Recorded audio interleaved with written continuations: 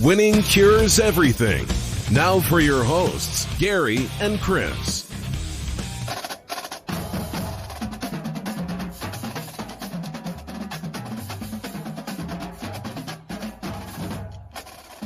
Welcome in. It is Monday, May the 4th. This is Winning Cures Everything. I'm Gary. I'm Chris. And we have got a lot going on today. Before we get to all of the sports topics from the weekend and whatnot, we'll let you know we're going to discuss The Last Dance probably tomorrow. We did not have room for it in today's show. We got a lot going on football-wise. But we'll talk about Michael Jordan and whatnot tomorrow. I can't wait to discuss it with you because Charles Barkley and the Dream Team stuff, the gambling stuff, obviously we enjoy our gambling. But we're going to talk about that tomorrow. Today, we got Coach Shula, we got Andy Dalton, we got the Steelers, we got Tennessee football recruiting, etc. McKinnon jumps in already on Facebook, said, better get on that Stidham train now, boys. Good to be back. Of course it is. It's always good to be back. So, we had a long, fascinating, wonderful weekend, and I am ready to dive into stuff. First things first, if you want to jump in on the chat on the show, you can see it right there at the bottom left of your screen. You jump in the chat, everybody's going to be able to see it. Matt jumps in on YouTube. Obviously, we already have McKinnon on Facebook. We're on Twitch. We're on Periscope as well. Hop in. Let us know what you're thinking. We want to hear your ideas. You help drive the conversation. So we appreciate you guys jumping in on that. Make sure you are subscribed at any of those platforms or at any of your favorite podcast apps. You can find all of those over at winningcureseverything.com. All of our stuff is over there. Everything you need to know about us is going to be right there. Let's go ahead and dive into topic number one. Coach Don Shula passed away today at age 90. I think this is, obviously he's older. It wasn't totally expected, but, when you're that age, I think it's expected at any point. 90 years old, he went 17-0, won the Super Bowl in 72, and then repeated the following year. Did not go undefeated that next year, but 328, 156, and 6 overall. He went 19-17 in the playoffs. He won 3 league titles, one with the Colts when it was, before the merger. And then he won 2 Super Bowls after that. Made 3 other Super Bowls, didn't win those, but he was an outstanding coach. It's a big deal when Bill Belichick makes a statement almost immediately after learning of your passing. He doesn't comment on a lot of things, but he said some incredibly nice things about Don Shula. Very, very respected coach. What are your thoughts on this? I saw a couple of people, and I don't know. This is going to come across bad because I always tend to find a way to do that, and I don't mean to. A lot of people were like, thanks 2020, like this is just a gift that keeps on giving. And I got to think, anybody who was rich and famous through the 60s and the 70s, I can't believe you made it to 90 anyway. Yeah. Like he lived an unbelievable life, and he lived it through a time in which was probably some of the coolest times you could ever kind of have a lot of money and be in this country. Yeah, you're right. So, right. He got to see a whole lot of the world evolve in 90 years, and he was a hell of a football coach. Now, so you got that right. From my wife's hometown of Painesville, Ohio. Really? I didn't even realize that. Yes, sir. So we got a lot of good football coaches from Ohio. Ohio's a football I hotbed. I believe he's one of the coaches that went to John Carroll. I'm not certain. That would make sense. I do know that there's a bunch of them that ended up in the NFL. So now you got that right. So obviously his son Mike is still an assistant somewhere. Matt jumps in talking about 2020. Now we have murder hornets. I might bring that up tomorrow. We'll see. I haven't decided yet. But yeah, Don Shula, his son Mike was the Alabama football coach for a few years. He was the offensive coordinator for the Giants, I think, last year, maybe the year before that as well. He was with the Panthers for a while. He's been with the Jaguars. He's been all over the place. So the Shulas will continue on in the coaching business in the NFL and in college football for years to come, I would imagine. Carlos Gomez jumps in on YouTube already, says, what's up, guys? Again, jump in the chat. Let us know what you're thinking. We want to hear your thoughts on this. Let's go ahead and move into the next topic. Next one, Andy Dalton signs with the Dallas Cowboys on Saturday afternoon. I hit you guys up with this. We were having a discussion. I tossed it in a little premature. I ended our earlier conversation too early. I apologize for that, but I saw it, and I kind of freaked out at first because this was not one of the names that I thought was going to jump in and grab him, but it is a place that needed a backup quarterback pretty substantially, I think. Well, now, hang on now. They need a starting quarterback because as of right now, he has not signed his franchise tender. So the Dalton contract is 1 year, $7 million, and it's either $4 or $3 million. $3 million guaranteed. Okay. And basically what it is, it's a $3 million deal unless he becomes the starter. Got you. Okay. Which is insane. You're going to get a starting quarterback for $7 million at his caliber. That's pretty strong. Yes. And obviously, I think it's a hometown deal. He Yes. played at TCU. Yes. He's going back home, trying to figure things out, but it's only a 1 year contract. That's right. He could end up 1 year prove it deal. I like those. I like those. Yeah. I would. I like them for the recommend player. I like them for the coach, for the team. Yeah, 100%. Now it's obviously if you can get a long-term deal, make sure that you're protected. All that.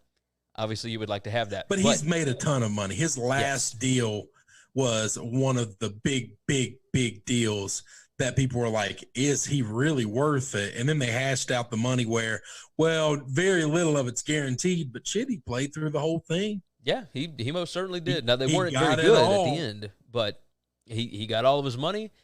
He performed relatively well, right. relatively speaking, of course. I look at this as two different things. One, if they are going to sign Dak, they needed a good backup because you never know nowadays. And if you don't have just a decent backup, I mean, you saw what happened to the Steelers last year. Everything can fall apart on you. If you've already got all the other pieces in place, you got to have that one spot. Now, on the other side, is this possibly a negotiating tool with Dak Prescott? 100%. They've already got Dalton signed and done, and they've been going back and forth over numbers with Prescott for months, over a year now. Now, I have a buddy of mine who is a massive Mississippi State fan and Cowboy fan. He has been a Cowboy fan before Dak got there, so that was just the most obnoxious marriage the world could ever find for me with him. But he is under the understanding that Dak is not demanding $40 million a year.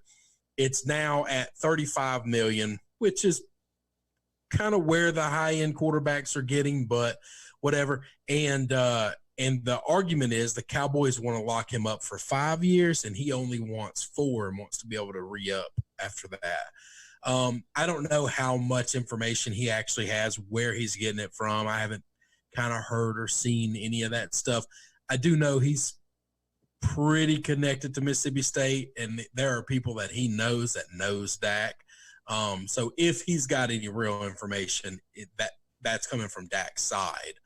I'm going to tell you, man, if I was Jerry, I would stick to my guns. Now, if we come to a more reasonable number, then I'm not worried about it at all. But if he's demanding $40 million a year, and I've put this unbelievable team together, and I think Andy Dalton can drive this boat, I'm going to let Andy drive it. Oh, yeah. And I'm going to say, brother, you can go get your 40 somewhere else. Because, our boy TJ from Tampa Bay has told us, and he said it multiple times, and he was right. The Bucs were bidding against themselves for Jameis, and as soon as Jameis became a free agent, nobody wanted him. Now, I don't think Dak is Jameis. I think he is substantially more valuable than Jameis. But I don't know that. The question, though, yeah. Is he – all the spots are pretty much filled up. Like, there may be one or two spots. If he was a free agent quarterback right now, people would make a spot for him, but you bet your ass he ain't getting $35 million from anybody. Not in the slightest. McKinnon jumps in on Facebook. He said, something I saw earlier today, if the Cowboys so choose, they could rip up that franchise tag from Dak anytime before he signs it. Because he hasn't signed it yet. Yeah, and they could say, see you. No team is picking him up. It's an offer, but if he doesn't sign that offer, at some point in time, they have the right to renege the offer. Yeah. No, you're right. Because it hasn't been signed. He said no team is picking him up for the money he's asking for right now, especially during the pandemic. The ball is officially in his court to take a contract or leave it. Matt jumps in. He said, could be a future trading point. show he has something left in the tank, and then trade him for someone they actually need going forward. Now, this could be insurance against a Dak injury. This could be the problem with trading in quarterbacks. It just doesn't happen very often. Well, and the value, they don't have a lot of value. And here's the reason why: you gotta find the dummy, all right, like Bill O'Brien, that's willing to pay you the draft picks and pay the money. Yeah, because you never get that guy for nothing. Okay, you're gonna pay a lot in draft picks to get them because they're valuable to the franchise, and then after you pay a lot in draft picks, Bill O'Brien's case, he went and got Tunstall. He got 2 first-round picks for Tunstall. 2. That's a massive haul for a guy. Then had to turn around and sign him to a $60 million 3-year deal. Yeah. So you give up capital twice for the same guy. Yeah. It depends on whether or not they're actually worth it. And even if Andy Dalton is able to show in a backup role that he does have a lot left in the tank, how much is that worth to somebody? I doubt it's going to be that much. In the middle of the season, maybe people are more desperate than they normally would be. But the only way you would be able to trade Dalton is because he's only going to go to a team that's competing. If the Cowboys somehow fall out of competing for a title, they're going to be good. They're going to be in the NFC East race the entire year, if not front runners for the NFC East the entire year. So they can't justify trading their backup to a contender. Yeah. But the only person who would trade for him is somebody who's a contender and their quarterback goes down. Yeah, no, that's true. Matt jumps in and says, how long did John Kitna stay in the league? And he was horrible. Yeah, this is a little bit different situation. Like, Kitna didn't make a ton of money towards the end of his career, but he latched on to teams in the offseason, kind of the way that Dalton just did. But he would latch on for, a couple $1 million a year over a 3-year deal. It was, hey, we just need insurance, basically. I think he's talking about Kitna as the OC of the Cowboys, right? Maybe. I thought he was talking about Kitna as the quarterback. I think he's referring to John as the maybe OC, so. But I could be wrong. Who knows? Maybe Matt can explain it here in just a little bit. In the meantime, though, we'll go on and jump into the next topic. Our third topic here, let's see if I can get it to pop up for me. And it won't. Let's see. Matt said he ran out of the back of the end zone. There you go. All right. Good clarity there. Yeah, it is what it is. So next topic up for us, the Pittsburgh Steelers are not re-signing JUJU or Connor. Or Connor. And I don't and really they've understand. already come out and said that, even though they don't have to. I think they still have a year left on those deals. Yeah, so they were the rookie deals, right? So it was they weren't first round picks. No, they weren't. But it was so it's not a 5th-year tender because it's only for first round guys. Right, but it's still a 4-year deal because they were both second rounders. So it's 4 years. This is the last year of their deal, and then we'll see what happens. But Ed Bouchette of The Athletic believes it is not likely that they will re-sign JUJU, and he said that they will not re-sign James Conner. Now, he's just a reporter. This information came from Art Rooney II. And he said this back in January. He said, obviously we want both of them to be here long term.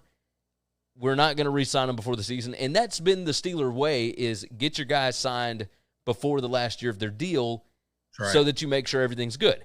Well, let me go through some of the numbers here just to kind of give you an idea, because what he said back in January kind of meshes with the idea. Matt already jumped in. He said, the red banner's throwing me off. I keep thinking it's breaking news. We'll change the color on it. That's why we wanted to toss it in. Will the color affect it, Matt? Maybe not. Maybe not. But okay, so with the Steelers, JUJU last year played in 12 games out of 16. He missed 4 games due to injury. He had 42 receptions, 552 yards, and only 3 touchdowns.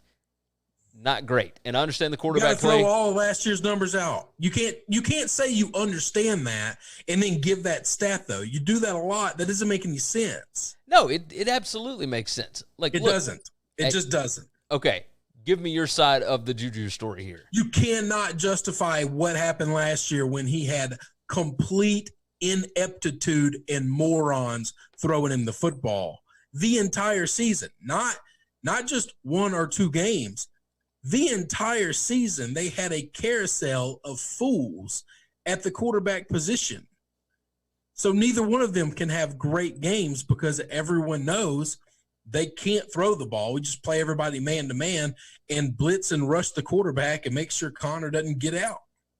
All right, It's so not hard to defend against a moron for a quarterback, somebody who cannot play the position, and they had 2 or 3 of those guys just rotate in and out of that spot. yeah, no, you're right about that. So every season but that have been not just good, outstanding for JUJU. But Here's the deal for JUJU. What he did last year was very comparable to what he did as a rookie in 2017. In 2018, he had a breakout year. It was 1 year, and then he had what happened last year. So he's only had 3 years here. So we're not talking about a large sample size. He did really great when he was playing alongside Antonio Brown and the rest of that bunch, right? It was the same thing with James Conner. Not a great rookie year, fantastic second year, and then last year he only played in 10 games. He lost but his 6 rookie due to year, injury. he played behind Le'Veon. Yeah. You don't have 2 running backs that can have good numbers. And he had Agreed. a great second year because he was the only guy and Le'Veon was gone. And then his third year was everybody stopped Connor and JUJU because the rest of these guys are worthless. Yeah. Matt jumps in and said JUJU was so freaking hyped and just was a dud. He couldn't make plays. He could be on the downhill slide after everyone is figuring him out. And I think that's why the Steelers are holding on and waiting until this season to see what happens, right? Because I think this is complete foolishness by him. I just think they're missing the boat on both of them. Let me get into Connor's numbers real quick. He played in 10 games last year, 116 carries, only 464 yards rushing, had 34 receptions for 254 yards. He had 7 total touchdowns in 10 games. Once again, I don't care. Last year was a complete disaster for the Steelers offensively. Yeah. I don't care. Okay, so what happens if Ben Roethlisberger goes down again and you have guys that cannot create? You have somebody who can run the offense if you want to correctly assess and judge the offensive skill players. So you like to talk a lot of trash about Ben Roethlisberger. I do, constantly. Is Roethlisberger that good of a quarterback that he completely changes these 2 guys? No, okay, he's aptitude. He's capable. He's competent. This is the argument that people have all the time, and now we're about to go down a completely different rabbit hole, but I'm trying to make comparisons here. Tom Brady leaves the Patriots. They move into Jarrett Stidham. The Patriots have had Jarrett Stidham on their team for 1 year. They've seen him. They believe in him as their backup, okay? They're going forward, and there are people out there in the media who are saying, well, they're going to be a 3-win team now because the separation between Tom and anybody else is massive. Okay. And they point to Peyton Manning and the Colts, and when Peyton left, they went from Super Bowl contenders to 3-win team. And the difference is one team is prepared for that escape and has at least tried to find somebody competent and capable. The other team's general manager openly came out and said, we don't worry about the backup quarterback because if Peyton goes down, we are, and I quote, fucked. And we don't practice fucked. Yeah. Okay? So that's how you go from there to there. Can the Steelers bring somebody in who is competent and capable? That doesn't mean Ben Roethlisberger is a god. It just means these guys are 50 feet of shit. Yeah. And what's crazy is you're asking, is Ben Roethlisberger a savior for these guys? No, that's not what I was asking at all. Anymore. Like, yeah, you did. You bloomed him up. You're like, is he so good that he's the only way they could be relevant? No, that's not saying that he's a god in the league that can make those guys relevant. McKinnon jumped in on Facebook, said Chris is about to pop a gasket talking about Big Ben. Yeah, I get why you get upset about this, but I did have to ask the question, right? No, but you're not asking the question. You're literally trying to do a gotcha question because it doesn't. No, this is not a gotcha question. This is literally for us to sit and discuss what is going on with the Steelers and why they would or would not be willing to re-sign these two players. Unbelievably skillful players. I hope they leave. God, I want them to leave. I don't want them there. When the teams that hate you love what you're doing, you're probably doing the wrong thing. That's a pretty good just baseline understanding of what's going on with leagues, all right?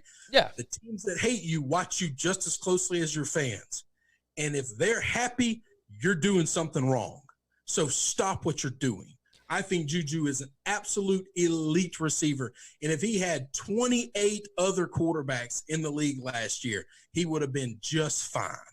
I think the same thing for James Conner, but I also believe that running backs I'd never pay. So that doesn't make me feel bad that they're going to not pay him. I wouldn't pay a single one ever. Yeah, I agree with you about that. You just find another guy and say, there's the whole go. I would pay JUJU. I would not pay James Conner. But my question is if they've already come out and said this, if you're JUJU, are you on the phone with your agent saying, get me the best deal? There's no hometown discount. I don't care that I was drafted by the Steelers organization. If they're going to openly come out and tell people they don't want me, I want to find someplace else to be. Now you've risked that happening. That's a very good point. I think that's ridiculous. That leads to the other question. Figure out your quarterback situation. That's a you problem as an organization. Art Rooney II needs to try to figure out how the hell somebody can play quarterback. Well, they did come out and say that they believe in Mason Rudolph as their backup quarterback, and that is just absurd. Then they're just wrong. They're just going to be bad for a long time. Yes, I agree. Matt jumped in on YouTube, said Steelers are a power running team. You need a good quarterback who, if the run game is not working, has to be able to throw it. All of them are like that. Like every team should be good at running the football at least somewhat, but regardless of everything else, you have to be able to throw the football. Like that's just you don't bottom have line. A competent quarterback, the difference between competency and worthlessness is a chasm against NFL defenses. Even bad NFL defenses will shut your ass down. Yeah, and now it is. I will still say this: it was remarkable that team finished with 8 wins last year. Yeah, because the defense played out of their mind. Remember, they lost. Struggled to score 13 points. They lost both games that Roethlisberger played in. That's how crazy it was. Like they went 8-6. The first game they lost that Roethlisberger played in, he played for like 5 minutes. Yeah. No. The first game, like he played all the first game. The second game he played in. Yeah. The first game was the Patriots game that you got their ass with. Yeah. Second game, he played for like 5 minutes. Yeah. And still only lost the game by 2 points to the Seahawks. That didn't really count. He didn't play that game. No, he went out like at halftime. Like No, it was earlier than that. It was the first half of I'll have to go back and double check that. It was like the first quarter of that game. McKinnon jumps in. He said, what about the defense? Fortunately for both JUJU and James, they can get on anywhere they want in the league for a decent salary. I don't know about James, but yeah, JUJU for sure. Yeah, James won't get paid, but that's fine. He'll go somewhere. He said Pittsburgh might have just shot themselves in the foot for 2 of their best offensive players, maybe their 2 best. And yeah, that's exactly what we're talking about. They are their 2 best offensive players. That's not debatable. Why would they do this? Like, I don't have a good answer for why you would even discuss this. Like, if you're the owner, why? That's the difference. All right, Daddy Rooney was an unbelievable owner and respected with everybody in the world that had anything to do with football and everything. I don't know that the Suns are always going to be that. Okay. I mean, I think we can look at Jerry Jones and say the same thing, right? Like the Jones kids, it's kind of the same. I don't know. They seem to be doing a pretty good job running that front office. They're okay, but I don't think they're going to be what their dad is. And that's not to say that their dad is anything fantastic. Like Art Rooney was completely different. They were smart enough to take the draft picks away from him when he wanted to go out and spend a fortune on Johnny Manziel. So that's true. That's true. I mean, they've done a better job than I think most kids who've taken over franchises have at an early age. I just don't know, man. I'm gonna. I don't. This doesn't make a lot of sense to me. You know what I feel about Ben Roethlisberger as a character and a leader. Forget about his abilities on the football field. Character and leadership. There's 10 million people in the world I'd trust at leadership before I trust Ben Roethlisberger. Okay. Yeah. And when a couple of last year after Antonio and Le'Veon were gone, because both of those guys seem to be knuckleheads, we assume that, well, we got all the problems out of the locker room, and they've openly said the only leader we need in that room is Ben Roethlisberger. And as soon as they said that, I knew this team is no longer a threat anymore. Yeah. They're just, I don't care the amount of talent and athletes they got. If that's the only leader you have in a locker room, I'll take my chances with any opponent they play. Yeah. Because that guy can't lead anybody. It's a problem. It's a major problem. Major problem. And that came from the owner. That came from the general manager, and that came from the coach. And that's where the organization has changed the values that the Steelers used to have. As a Steelers fan, it does not make me feel good. I will say that. No, I'm going to tell you, it's going to be a weird world, but if they don't fix the quarterback position at some point in time, you are going to start seeing the Steelers in DFL and the Bengals and the Browns working their way up. Yeah, I don't mean they're competing for Super Bowls, but in that division, the gold and black is going to be in the toilet pretty soon if they don't fix the quarterback. Yeah. Defenses can only do so much for so long. At some point in time, every offense figures them out. You are 100% right. Let's go ahead and switch topics. Next one up, the Tennessee Volunteers are the hottest thing going in college football recruiting right now. My question to you, should Tennessee fans be excited about Jeremy Pruitt's early recruiting success? They've had 100%. 17 commits, 2 5-stars, 4 4-stars, 11 3-stars. They are currently ranked number 3 in the national recruiting rankings over at 247 Sports. But as it sits today, it is May 4th. National Signing Day is not until December. This all looks great and everything. I want to hear your thoughts first, and then I'll talk after. Well, as of right now, currently, yes, they should be excited. Why would they not be excited right now? That's what recruiting is, right? Should they look at it and be upset? Should they look at it and think, oh, here we go, another great recruiting class early? Why would we? No, just be happy for what you got and move on. I don't understand any reason to be anything other than that. No, I agree with that sentiment, right? That you need the hope, right? That's what recruiting does. It gives you hope about your football program. You're headed in the right direction, etc. Now, I do love Jeremy Pruitt, and you know that. I don't know that. How long have we been doing this show? Because you're about to bring up a bunch of stuff that has nothing to do with Jeremy Pruitt. So, well, look. So Huey jumps in. He said Tennessee has won the past 10 straight let's get out of this. McKinnon did jump in and said Cam to the Steelers. Yeah, we've talked about that before. Yeah, I think that would be a very wise. I don't know why the Steelers haven't done that yet. Yeah, I mean it needs to get. Well, it may just be on Cam. Cam doesn't want to be a backup, and they need to say you can come in and it'll be a legit competition. But they don't want to do that. They don't want to embarrass Ben by having Cam come in there and beat him out. Exactly. Huey said every year Tennessee has a great class and falls flat. That's not true. It's just not true. Here's what they got in the last week alone. They got 5-star outside linebacker Terrence Lewis. They got 5-star defensive end Dylan Brooks, 4-star running back Cody Brown, 4-star wide receiver Julian Nixon, and 4-star safety Kamara Wilcoxon. Now, these are all incredibly highly rated players. They're all top 100 kids. This is a fantastic thing. If I were a Tennessee fan, I would be wary, and here is the reason. Because dating back to even before Butch Jones, you have had perennial top 15 classes recruiting every single year. They had a top 10 recruiting class that by their junior season won 0 games in the SEC.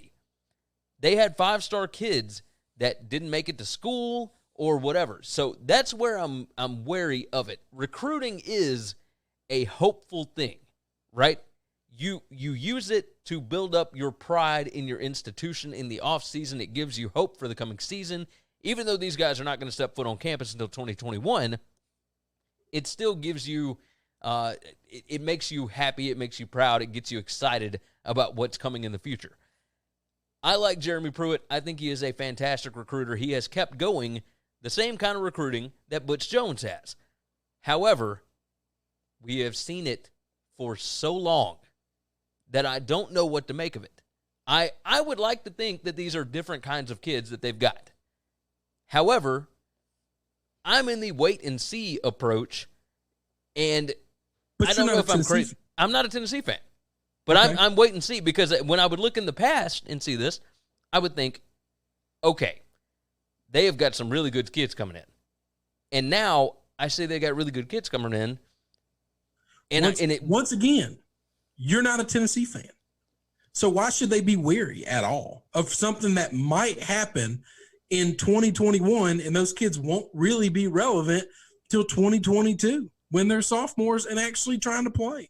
Yeah, and that's the thing. And McKinnon jumps in. Don't be excited. No, it's okay to be excited. Yeah, why should you be wary of something that might not work out 2 years from now? Is it okay to That's continue? a terrible way to live life. No. Is it okay to continue to be excited about things and be happy about things when you have seen it, like the same thing happen over and over, and you keep getting the same results? But the same thing hasn't happened. They haven't finished 3.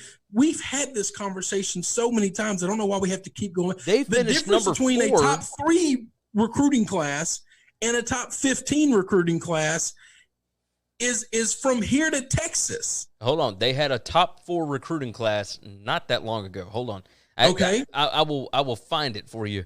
But that's the thing, is you have seen this from Tennessee before. And No, but you and I know. I'm really getting you worked up today. Well, because you contradict yourself so much, and it's getting to a point where I guess it's driving me insane. I'm sorry, and I shouldn't be like this, but you're the one that comes on here and says you have to have multiple years of good recruiting classes. You can't just have a number 1 recruiting class year and then have a 15 recruiting class year and a 10 recruiting class year and be any good in the SEC. You get your ass whipped because you're not deep enough. Yeah. Okay. You've said it yourself. If you don't have 4 top 5 recruiting classes in a row, then you can't compete. You've said it. So having 1, yes, you can't have 5 or 4 if you don't have 1. Agreed. So get 1 and get excited. And if you get another one, then you keep being excited. And you get another one and you keep being excited. And if you have 1 and then next year you fall to 20, then you can have a problem. But don't worry about it until then. They had number 10 last year. That ain't 3. No, it's not. In 2019, they had number 13. In 2018, let's see, that was Pruitt's first year. 2018, they were 21. So they're moving in the right direction. 2017, let's see, that was Butch's last year. They had number 17. That was actually Pruitt's first season. First year on the job, anyway. First year on the job, but not first year recruiting. 2016, they had, let's see, number Nothing 14. matters at 2016 because none of those kids are there anymore. In 2015, they were number 4 nationally, number 2 in the SEC, and had 2 5-stars, had a bunch of 4-stars, and I mean, let's see, Alvin Kamara was in that class in 2015, and 2018 would have been their last year. That last season, 2018, they had what? 2 wins in the SEC? So now, understandably, that was a coaching change. What I'm saying is you can get the great rated kids, and that's awesome. But they haven't been getting the great rated kids. That's They've had nothing but top 20 classes, and most of them have been top 15 and top 10. And I understand it's in the SEC. I get that.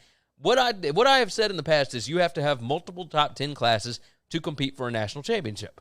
Correct. Right? Well, if you can't compete in the SEC, you can't compete for a national title. Right. Because all the national title contenders are in the SEC.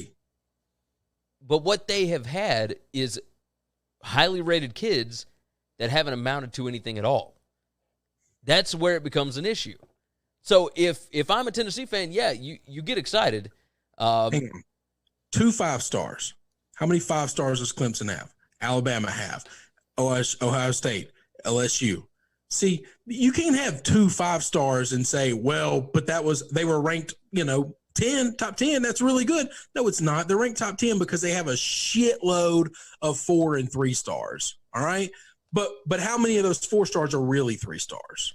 Well, and they were just graded incorrectly. And that's where I have 5-star talent or you can't win. That's where I'm trying to figure this out, is because they have got. There's nothing to figure out. Look at the stars. No. Hold on. This isn't a complex thing.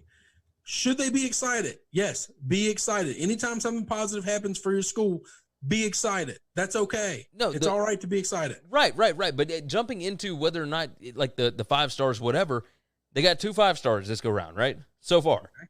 They've got 4 4 stars. That's not a ton, but that's all right. That's all right. They've got 11 3 stars. They've already got 17 kids in this class. Yeah, that's why they're ranked where they're ranked, and none of those kids are going to matter when it comes to really doing something in the SEC, and you know that.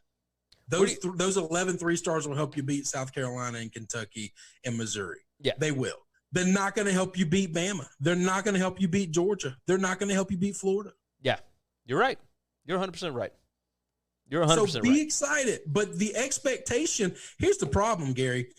You have expectations of what you think a successful school should look like because you're a Bama fan, okay? And you refuse to see outside of that. Oh, that's not true, because I also know that LSU is insanely successful, and they are they build it the same way.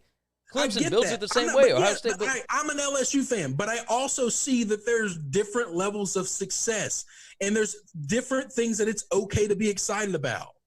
Every school is not playing the same game, and that's okay. True, but Tennessee and Florida are playing the same game. I mean, they are literally neck and neck. They're just not. How are they not? They are recruiting the exact same level of athlete.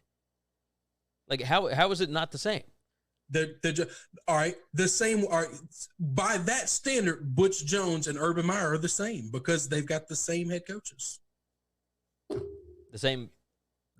Because they got the same athletes? They're not the same because one school has one of the top 4 or 5 best coaches in the history of college football run their program for 10 years, and the other one had a moron run it for 4, and then a moron before that run it for 4. Yeah. They're not the same because the organizations haven't made good hires, and that's fine. That's okay. You're going to miss hiring. That's all right. That's going to happen. You were this close to getting Dan Mullen. You really were. Yeah. I mean, if like Florida, you almost made a hell of a hire, and it just got pulled out for money. But there's nothing you can do about that. If you offer the same guy and the other school gets him, you're not playing on the same field. Why'd he go there for the same amount of money? Because it ain't more money at Florida than Tennessee. Hell, they don't have close to the athletic budget it's not. Tennessee has. Not even close. You're right. But why did he choose Florida over Tennessee? Better run organization. Yeah, you're right. No, it's not. No, it's not recruiting it because I can walk outside in the state of Florida and guess what? Well, yes, 100%. There's a shitload of 3 stars that are really 4 stars, but because all the kids are so good in the state of Florida, they're not going to give them all 4-star grades. True. Okay. Yeah, in Tennessee, you're not finding that. So you have a valid point. Be happy. That's not your competition. Yeah, but But it's not. It's not, Gary. It is the competition. Like, that's you. If you're a Tennessee fan, you are wanting to beat. Like, that's who your goal is to beat every year. Is Florida and Georgia and Alabama. Yes, you should be trying to beat those schools. You absolutely should be trying to beat those schools. But if you were to go 9-3, okay, when you've been in the toilet for a long time, 9-3 and losing to Alabama, Florida, and Georgia, it ain't so bad. While it sucks because you hate those schools, it really isn't the end of the world. And every Tennessee fan I got would take it. Okay. So basically, we're setting expectation levels for what Tennessee should be. It sucks that their 2 biggest rivals are 3 of the best schools in not just the SEC, but in the country. That's tough. That sucks. You are correct. Auburn's got the same pill to swallow. That's Matt jumped in with that. He said, does Tennessee just have to accept that they will be a middle-of-the-road SEC team, get some good wins, lose random games, and finish bowl eligible? If they can every year beat one of pull an upset against a Bama, a Georgia, and an Auburn and win all the rest of their games, their fans will call those successful seasons for a while. Now, at some point in time, they'll want to make that jump. But after what they've lived through for the last 20 years, they'll take that. They'll take that win all day long. I think you got a valid point. It's the difference between expectations. So should they be excited? Yes, because you can't get there unless you recruit. But you and me, people who look at this stuff intelligently, not rabid fans of one fan base, of one school, but know how this works, a number 3 ranking doesn't mean anything to me. Not right now. Tell me how you got it. Oh, 2 5-stars and 23, 3 stars. Yeah, I don't care about your ranking anymore. Yeah. I no longer care about your ranking because I know the difference between a 5-star and a 3-star.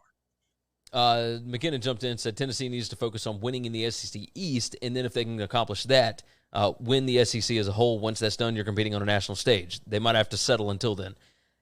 Yeah, I mean, that's exactly what I'm saying. We're on the same page. Yeah, and I think I agree with you. I think so where I got confused even in my own question is the difference between excited and expectation, right?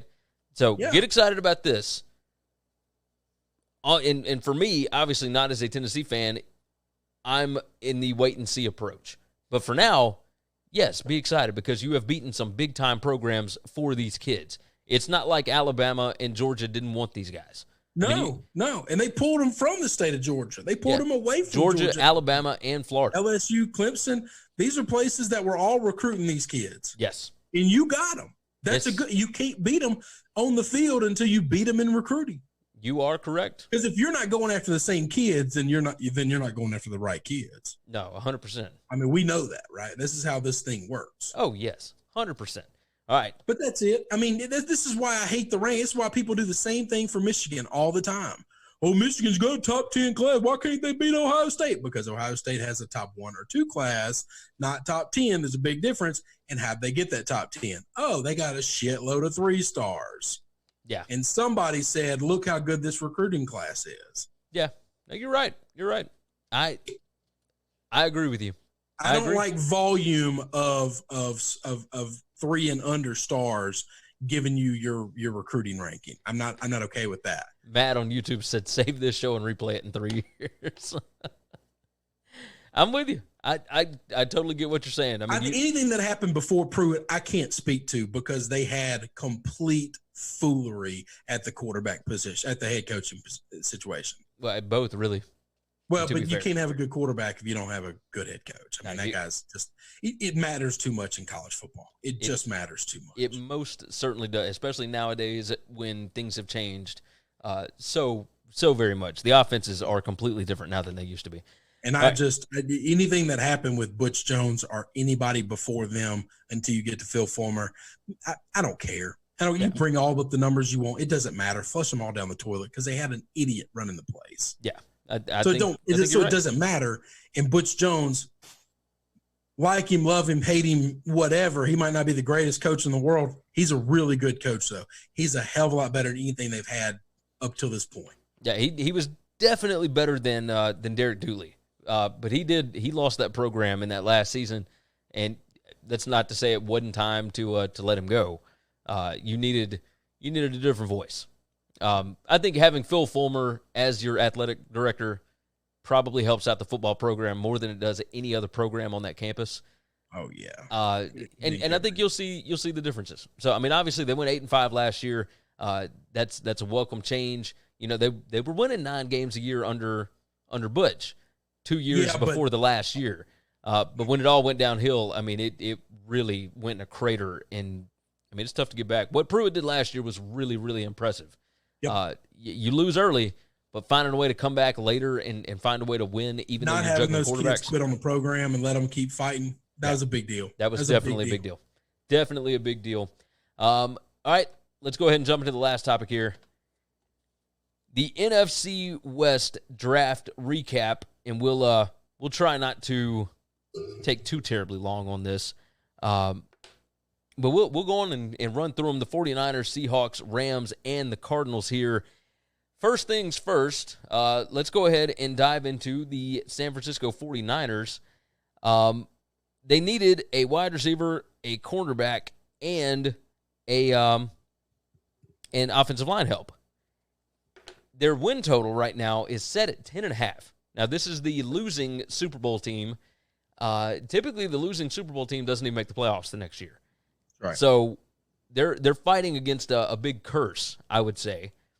And I normally believe in that too. I follow that, but there's logic behind it, which is usually it's so hard to get to a Super Bowl. You've kind of went all in on a season to do that. The 49ers didn't. They were in a rebuild, and the rebuild happened about a year or two before they kind of thought it was going to happen. Well, their defense was so disruptive, and their running game became such a – like they didn't necessarily need the quarterback to be great like most teams do. They just needed the quarterback to be serviceable. Yes. And the offense that was designed by Kyle Shanahan really showed out in spades all year last year. Yep. Now, they only had 5 draft picks. They had no picks in rounds 2 through 4, but let's go ahead and run through. 2 first, though, and that helped. Yeah, had 2 in the first. Now, they traded back up into the first, but let's go ahead. They had no, they had to. They had to because they traded with Indianapolis. They traded forward for a first-round pick for the Colts. You got it. So let's go ahead and run through those right quick.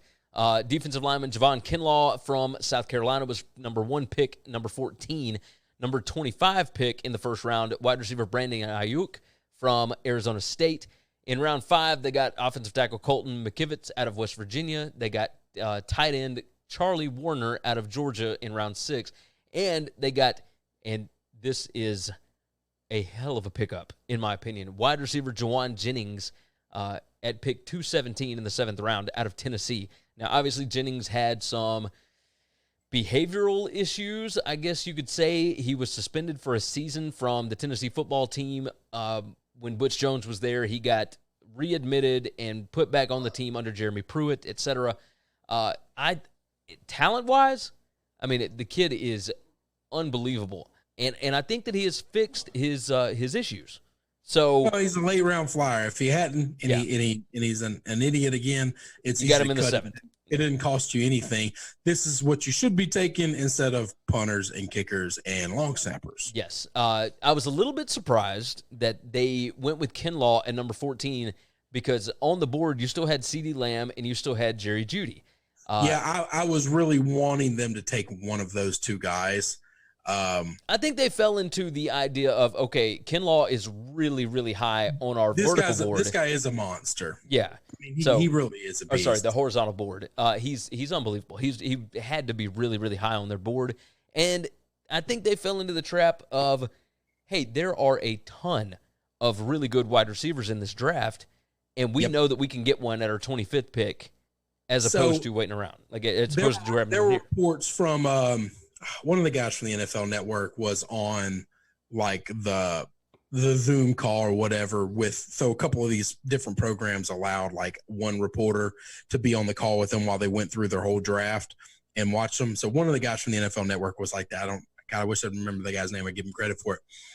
He said that listening to Lynch and Kyle talking that Brandon Akun was their number 1 receiver. Brandon Ayuk, really? Ayuk, sorry. He said that they had him ranked and graded higher than everyone else on the board.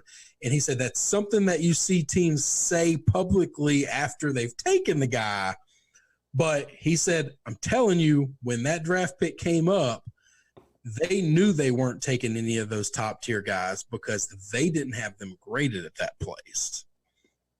And they thought, he's going to be there with our next pick, and we'll just take him then. Let's replace the defensive guy that we traded away for a rookie deal contract guy we think can be just as good.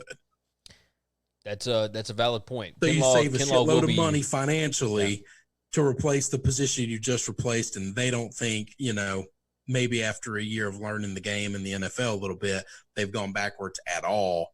And they still got their number 1 guy. I thought that was a little strange. it makes me worried because I don't think Ayuk is anywhere close to those guys. And I, like I said, I had T. Higgins above him too, that went in the second behind him.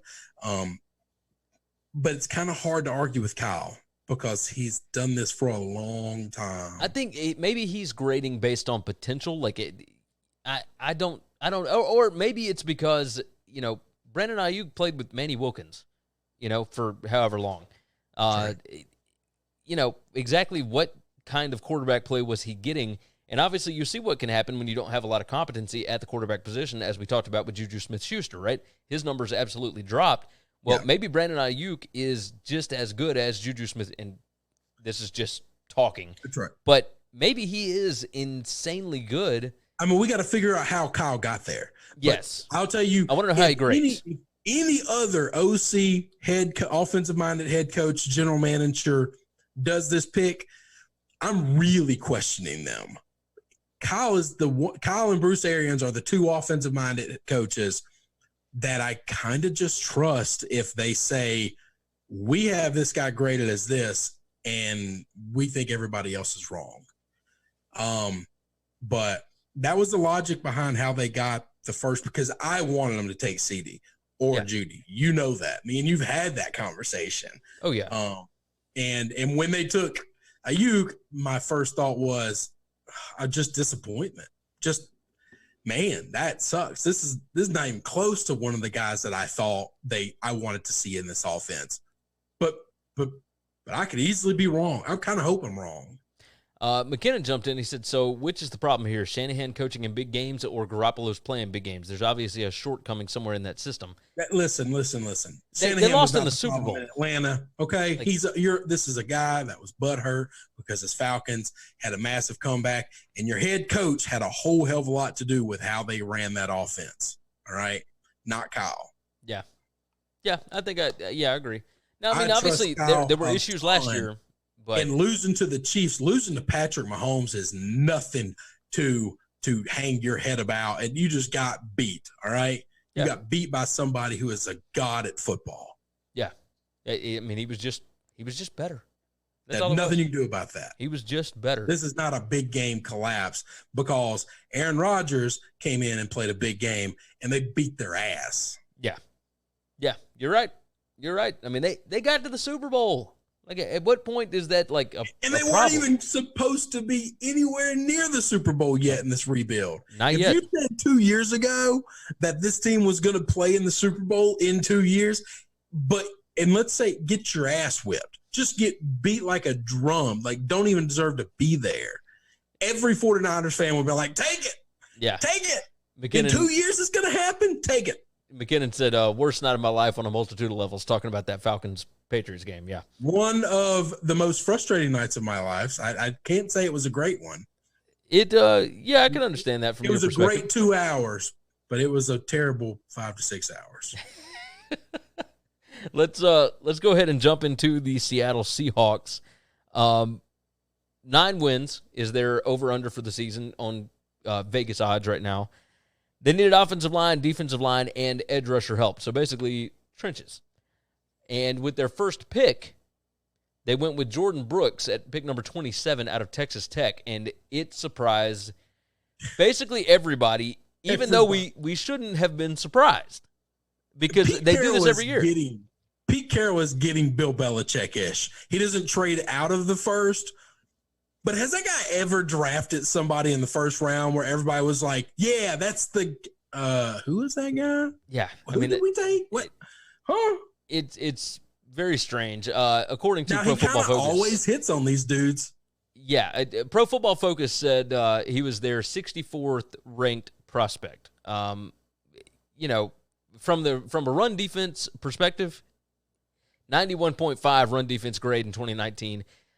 He's one of the best linebackers in the class as far as that is concerned. He's not someone who's going to play all that well in space or make plays in coverage. And I mean, you're having to deal with Kittle and guys like. I mean, not good in coverage. Have you watched the NFL the last 2 to 3 years? Yeah. If you got a linebacker that can't cover somebody, you can't play anymore, man. No. And I guess I can understand it. Like, if he's great in run coverage, well, yeah, you're playing the 49ers twice, but they've also got Kittle. So if you take away the run. Debo and yeah, you got all kind of stuff. Another receiver that Kyle Shanahan seems to think is amazing. So, yeah, I don't think you're – and then you also have to compete with the Rams and Sean McVay, who was the golden goose a couple of years ago. Yeah. Yes, if I'm in this division, I want to draft defensive guys because I have to deal with those two cats, okay? Yeah. Be clear. I like drafting defensive guys. Once again, this is almost the same conversation with Pete as I had with Kyle on defense.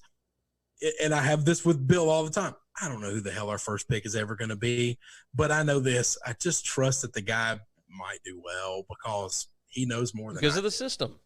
He knows more than I do, but you just named things that are flaws that I would think would take you out of being able to play at the NFL level as a linebacker, much less be taken in the first round. Yeah. Now, day 2, they moved up to take Tennessee's Darrell Taylor, an edge rusher out of Tennessee. Okay. I think it was a little bit of a reach, but again, it might fit into their scheme. It might fit what they're wanting to do.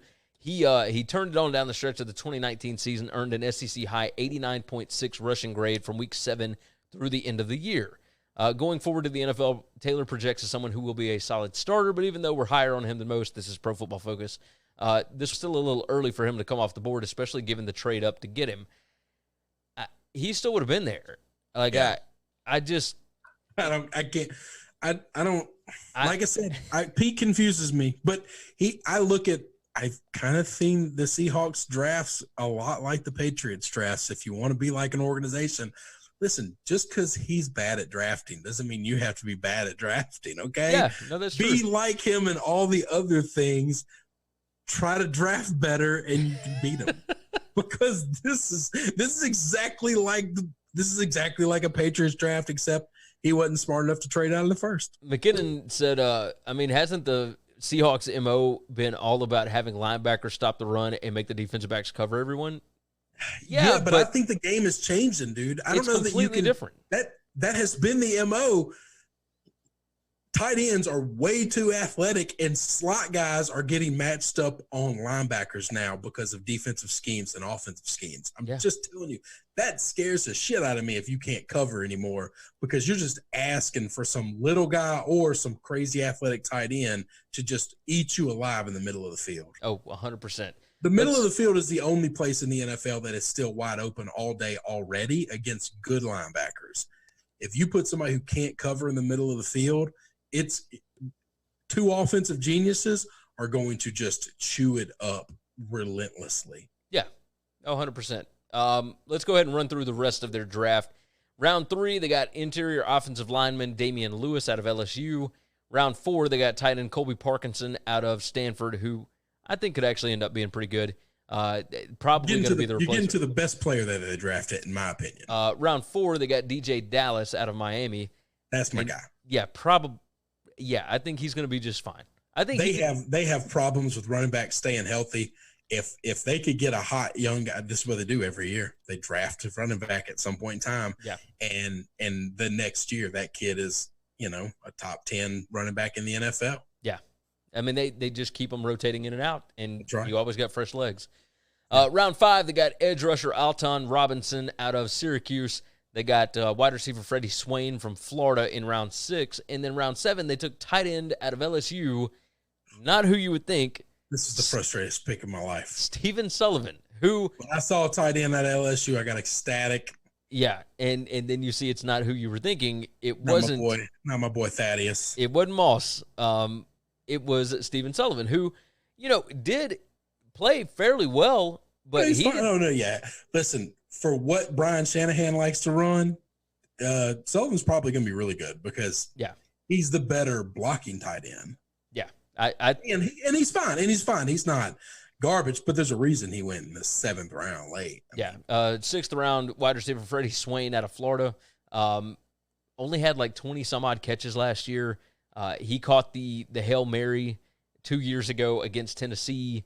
He is a big body that can go up and get it. I mean, Yeah. he is big, and he can fly. He's super fast. Way bigger than Thaddeus. Way bigger than Thaddeus. What's he? How tall is this guy? He's like 6'4", I think, if I'm not mistaken. Thaddeus is like 6'2". The LSU program has him at 6'2", so that like 6 foot. He might be like 6'1". Freddie Swain, however, let's see, he is. Let's see, NFL.com's pulling up the drafting combine profile right now. Yeah, I mean that. We'll see. I think he's a bigger guy. No, Freddie Swain's at 6 foot, 197 pounds. Per the combine. I don't care about Freddie. Oh, you're talking about Stephen Sullivan. As opposed to Thaddeus. Stephen Sullivan. He's 6'5". Yeah, he's a bigger guy. Yep. He's much bigger than Thaddeus. 6'5", 248. So blocking tight end, way bigger. And actually, I mean, he caught a touchdown pass against Alabama. All kind of stuff. But no, he was not bad. But you're right. He only had 20 something receptions throughout the year. He's just not who I was thinking when I saw tight end from LSU got drafted late. Not who you would think would take a flyer on a draft pick. Yeah. But overall, what we didn't do with the 49ers is whether or not we liked the 49ers draft. I think you can't help but like the 49ers draft. I do like the 49ers draft. Yeah, I mean, they only had 5 picks. They took flyers basically round 5 through 7. And the first 2 picks, I think, were good. So I like both. Well, I liked one of their picks. I don't like the other, but they got a guy making the decision that knows a hell of a lot more about offense than I do. Yeah, as far as the Seahawks go, since we are on the Seahawks right now, I don't know that I like any of these. I like DJ. Yeah, I like DJ a lot. I like. How about this? I don't like the draft in as much as nobody really knows much about these guys and whether or not they will be useful going forward because they weren't. If we look back 3 years from now and none of these guys are any good in the NFL, are you going to be surprised? No. But I will say this. I do trust the Seahawks organization to be able to make these guys into useful NFL players. I agree with that. Not disagreeing with that. So I don't like the draft, but I don't know that I ever liked the Seahawks drafts. So I just felt like your first couple of picks, you had a chance to take far superior talent than you took. Yeah, I agree. Just my opinion, though. I agree. With that said, let's like Seattle running backs a whole lot. You always do. Let's go ahead and move into the next round, the next little thing. The Los Angeles Rams, their over-under right now is 8.5, according to Vegas odds. They needed offensive line help, linebacker help, and running back help. Look, they didn't have a first-round pick. They traded that away to get the cornerback out of Jacksonville. But they did have 2 second-round picks. They had 2 third-round picks. They had a 4th, a 6th, and 3 in the 7th. So you can always find a way to get draft picks if you need them.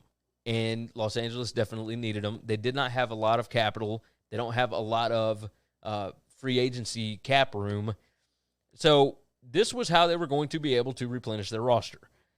And let's how about this? I'll roll through all of them real quick, and then we'll jump into it. Round 2, number 52 pick, they got running back Cam Akers out of Florida State. Round 2, number 57, they got wide receiver Van Jefferson out of Florida. Round 3, 84th, they got edge rusher Terrell Lewis out of Alabama.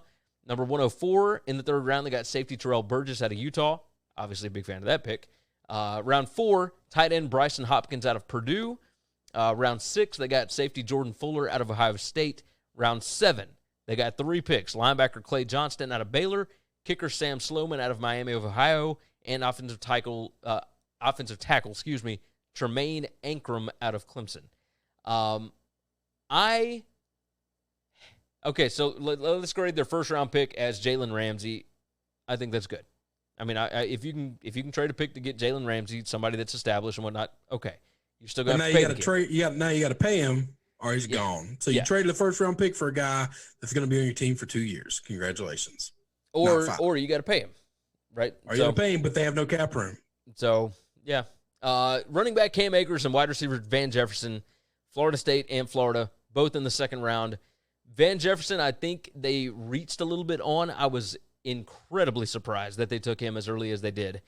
But they must have been super sold on him, and who am I to judge Sean McVay on offensive talent, right? Cam Akers, I was a little bit shocked that he fell all the way to 52. The kid is he is the only reason that Florida State was able to go to a bowl game last year. He was their offense for 2 years running. The kid is unbelievable. This is not a knock on Cam. I like Cam a lot. For a team that has very little draft capital this year, next year, and the following year, and no cap space at all to sign anybody, running back is not a position I would be drafting. Maybe not that early. You drafted one last year in the third round that everyone thought was going to be the heir apparent to Todd Gurley. I know you had him in your class for a year, the boy from Memphis, but are you done with him or not? Because why are you spending draft capital on a guy that you need other positions, and you're going to have to fill this roster at some point in time? Yes, you are. Yes, you are. And you have no money, and you don't really have any premium picks. Yeah. I'm not taking it, but you know how I feel about running back. No, I totally understand. Your very first pick in the draft. I don't care where it falls. The fact that it was late in the second round is your fault. Yes. Third round, edge rusher Terrell Lewis out of Alabama and safety Terrell Burgess out of Utah. I like both of these picks. Terrell Lewis, when healthy, that's the biggest caveat here, when he's healthy, is an absolute monster on the edge. He can get to the quarterback better than anybody that was on Alabama's team over the last 2 seasons. He helped win. He was the biggest reason they won the national championship in 2017. It just depends on whether or not he's healthy. Now, he played all of last season. He missed almost 2 full seasons before that. That's where the issue comes in. He's a third-round guy, I think, mainly because of injury, and you don't know whether or not you can count on him to be healthy.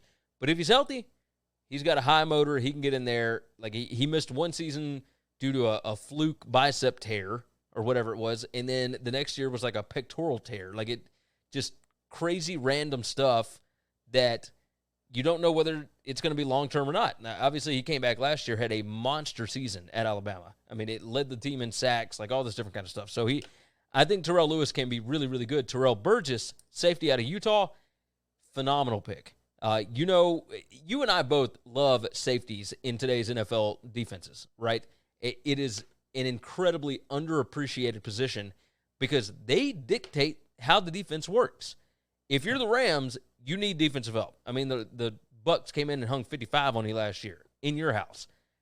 You need some defensive help, especially going against the offenses in the rest of this division. I think this was a really, really good pick, and they got some value with this one. I think Burgess is phenomenal. He made plays all over the field for Utah. He is great in run support. He is great in coverage. The guy is a little bit undersized, but I think he's going to be fantastic. I like Terrell Burgess a ton. Round 4, Bryson Hopkins out of Purdue. Stereotypical, big, bulky tight end that can catch the ball if you need him to, but he can be used more as a blocker. So if you're going to try and utilize Cam Akers and Darrell Henderson's speed and athleticism, you're going to use that guy a lot. So I like that pick. You got safety Jordan Fuller out of Ohio State. I don't think he's as good as Terrell Burgess, but still good safety out of Ohio State. And then your 7th-round Flyers, all from really well-coached teams, Miami of Ohio, Baylor, and Clemson, all teams that won their division, all teams that won their conference. You got linebacker Clay Johnston out of Baylor, kicker Sam Sloman, who was actually really good. You know me, I bet on Miami of Ohio a lot last year. Not a lot, multiple times. So I did actually watch Miami of Ohio multiple times last year. And then offensive tackle Tremaine Ankrum out of Clemson. These are all good guys to take flyers on from pick 234 through 250. I don't know that they're going to be great. I don't know that they're even going to be good. But they're 7th-round picks. I like what the Rams did in the draft, especially later. I don't like the idea of taking a running back with your first pick early in the second round. And Van Jefferson, seemed like a bit of a reach for a wide receiver late in the second round, but rounds 3 through 7, I think it was totally fine. So I'll say that I like what they did. I like Cam Akers a whole lot. I don't know that that's the place where you want to be taking somebody right there where you have a lot of other needs. I believe that you're going to have to fill, maybe not this year, but in the coming years. Okay. I just wasn't impressed. I can understand it. This was one of the teams that I didn't think did a good job. You don't have a lot of draft capital, and I didn't think they spent it well. And I think you're going to have a lot of guys coming up on free agency soon that you're either going to let go or pay out the nose for, but you got to hope they can stay healthy and keep producing. Yeah. I think this team went all in on winning a Super Bowl early. And when they didn't, I think they're going to struggle the next couple of years fielding a real competitive team with depth. The next couple of years, they've got plenty of guys signed as stars. The problem is they don't have anybody behind those guys. Yeah. The depth is going to be an issue, and I think that's why your flyers on those guys in the 6th, 7th rounds. That's why you take them, right? You just hope to God that you can develop them enough that they are useful NFL players. Let's move into the next bit, and this is our last team from the NFC West, the Arizona Cardinals. Their win total is 7 this season, so that is up a full game and a half from what it was last year. Yeah, it's big. A lot of people really believing in what Kyler Murray did. Obviously, they got DeAndre Hopkins. Sorry, they got Hopkins. They've still got Larry Fitzgerald. They still got Patrick Peterson. This is a team that's got guys. They needed offensive line help. They needed linebacker help, and they needed cornerback help. In their first round pick, they got linebacker Isaiah Simmons out of Clemson. He can play anything. They've got him listed at linebacker. He can play cornerback. He can play safety. He can play linebacker. He can play edge rusher. The guy does everything. It's just ridiculous. Now, the question is, he can do everything, but is he great at anything? At Clemson, against the competition that they went up against, he was great at everything. I don't know what that necessarily means for the NFL. Yeah, I'm really curious. That's my question mark with him. I think he's just a crazy athlete and can do so many different things, but I worry how exceptional will he be at any of them. Yeah. Let's roll through the rest of it. Round 3, tackle Josh Jones out of Houston. That was a value pick. There were people that were talking about the idea that Josh Jones could go late first round, maybe early second round. They got him at pick 72 in the third round. They got, Lakai Fotu out of Utah. Obviously, I'm a big-time fan of the Utah defensive line. He was a monster. Rashard Lawrence in the 4th round out of LSU, another guy that could make an impact on the game. Linebacker Evan Weaver out of Cal in the 6th round. I thought that was also a value pick. And then round 7, they finally went running back. They got Eno Benjamin out of Arizona State. In yesteryear, Eno Benjamin would have been a 2nd or 3rd round pick. In this year's draft, they got him in the 7th round at pick 222, and I think that is incredible value because Eno Benjamin was a stud for Herm Edwards in Arizona State. So Evan Weaver, I'm great with this pick. 7th round, this is what you should be doing. A 6th round, Evan Weaver out of Cal, obviously linebacker. He was fantastic under Justin Wilcox's defense. I like every pick that they made, every single pick. If we are picking a winner for this division, I think the Cardinals won this NFL draft. I think this was in this conference, in this division, yes. Yeah, I love this. I think a clear winner. So they didn't tackle every single need that they had. But you can't. They didn't have enough picks to tackle every single need that they had. And that's the thing. They had, 1, 2, 3, 4, 5, 6. They had 6 And one of picks. those picks they traded for DeAndre Hopkins. And that is totally reasonable, right? That's pretty strong. Now, obviously, you needed some cornerback help. You didn't get that, but that's okay. And how is that different than Jalen Ramsey? Because Hopkins is already locked up and signed to a long-term deal. Yes, he is. So, long-term, I think he's only got 2 years left, right? But that you still got him for 2 years. That's a wide receiver, man. Yeah. I think it's and a veteran and wide they're receiver. Not cap strapped the way the Rams are. You got that right. I I love this Cardinals draft. I think that they got value on every single pick that they made. I think this was great. Like, I don't think you can ask for any more out of Cliff Kingsbury and that bunch. I mean, this is what you want out of a second-year head coach. Like, they are building towards an identity, and I like this. I like this a lot. So, I'm guessing you feel the same way? Yep. Nope. They're the winner of this one. Who's the loser? Man, I'm going to say the Seahawks, but I trust them too much to make them the loser, I guess. Like, I'd maybe say the Rams. Yeah, I'll let you say the Rams. I'll say the Seahawks for now because it seemed like every person they took was a flyer. Like, I don't feel like they got value at any single pick that they made. No, they didn't, and they didn't. So, but I don't think outside of the Cam Akers pick did they get value. But I don't call that value when you need to be preparing for life without a lot of guys, and you're not doing that. Yeah, it almost seems like you're Rams taking a guy that history says he'll be done in 3 years. Yeah. I mean, to be fair, like they need a running back to go along with. But do Henderson. they? I mean, you think There's right? nobody else they could have taken in the 5th round or the 8th round. No, I mean they could have got Eno Benjamin late. They could have got all sorts of people late. Yeah, you're right. I mean, there's running backs to be had. Your very first draft pick, you take a running back when you've got a lot of other needs. And here's the problem. This year, people look at this year right now. Oh, this year they don't have any of those holes. You're right. They don't have any of those holes this year. But they're going to next year and the year after and the year after. And unless you think they're poised to win the Super Bowl this year, then you don't go get a running back. Yeah. And I don't think they are, by the way. I don't think they are either. Because I'm never going to believe in Jared Goff. I think we saw the best we're ever going to see from him. I think you're probably right. You're probably right. All right, that is going to wrap up today's show. Obviously, we appreciate everybody that jumped in on the comments. You guys are fantastic. You help make the show run. We always appreciate you guys being in here. Go and check out the rest of the clips from today's show if you missed out. We are always thankful for you guys for doing that. Of course, share the show out. Tell your buddies about it. Make sure you are subscribed on all the different platforms, podcast apps, or the live show, Twitch, Periscope, Facebook, and YouTube.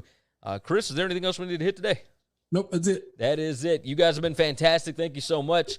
And as always, take care of yourselves. Take care of each other. We will see you again tomorrow. Thanks for checking out Winning Cures Everything. If you want to keep up with us, hit subscribe on YouTube or your favorite podcast app. Visit the website at winningcureseverything.com, or you can like us on Facebook or follow us at Winning Cures, at Gary WCE, or at